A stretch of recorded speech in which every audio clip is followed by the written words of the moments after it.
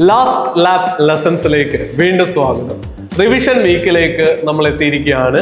Revision ചെയ്യുമ്പോൾ ഏറ്റവും important നിങ്ങളൊരു സ്ട്രക്ചേർഡ് ആയിട്ടുള്ള അപ്രോച്ച് കീപ്പ് ചെയ്യാന്നുള്ള. റിവിഷൻ തുടങ്ങുന്നത് നിങ്ങൾ പഠിക്കുമ്പോൾ തന്നെയാണ്. കാര്യം ഷോർട്ട് നോട്ടുകളായിട്ട് എഴുതി പോവുക. എല്ലാം വലിച്ചു വാരി എഴുതേണ്ട ആവശ്യമില്ല. നിങ്ങളെ ഓർക്കാൻ സഹായിക്കുന്ന കീവേഡുകളെങ്കിലും നോട്ട് ചെയ്ത് പോവാന്നുള്ളത് ഓർക്കുക.